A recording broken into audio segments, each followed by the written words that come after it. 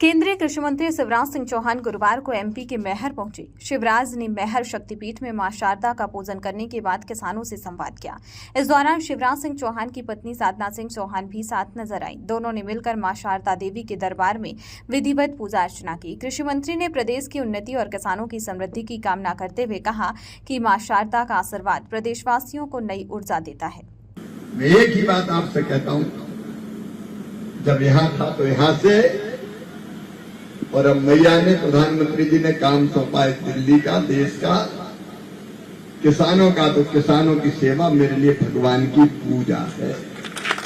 वो ईमान का काम है। और बहनों के सशक्तिकरण में कोई कसर नहीं रखूंगा, क्योंकि लाडली बहना को लखपति दीदी बनाना है, गरीब नहीं रहने देना है। और लखपति दीदी वाला विभाग भी पीएम साहब ने मुझे ही दिया है। गरीबों के घर बनाने का विभाग भी मेरे ही पास।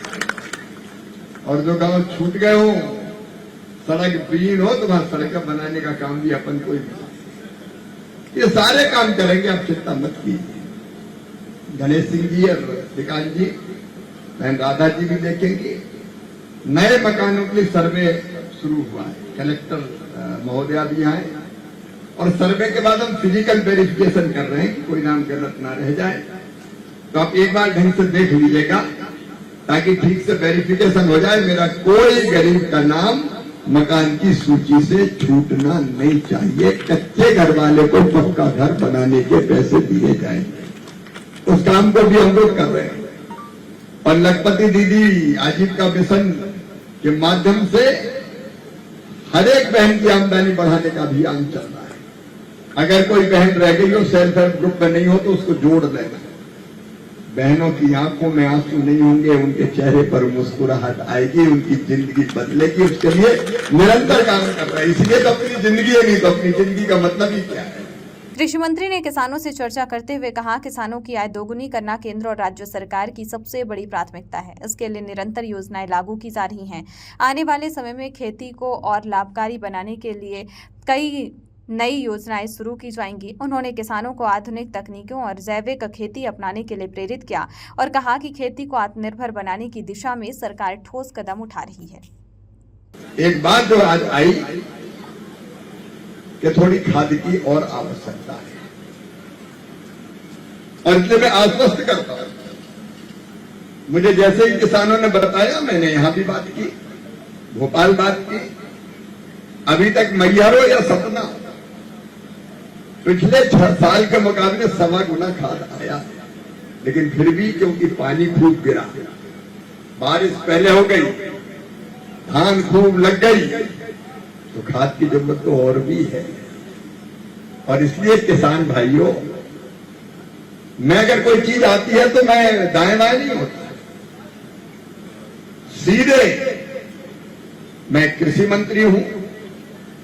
खाद का वितरण फर्टिलाइजर मिनिस्ट्री करती है, लेकिन उनके साथ मैं बात करूंगा, और यहां भोपाल बात करूंगा।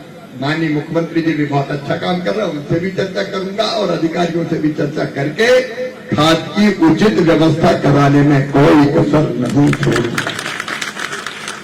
क्योंकि जरूरत ज्यादा है तो है, और है तो मीटर की नहीं सोचेगा, व्यवस्था करने में कसर नहीं छोड़ेंगे। मैं फर्टिलाइजर सेक्रेटरी से भी बात करूंगा केंद्र सरकार में, कि अगर ज्यादा आवश्यकता है तो थोड़ा ज्यादा कैसे आए, उसका इंतजाम करेंगे। आप चिंता नहीं करें, धैर्य रखें।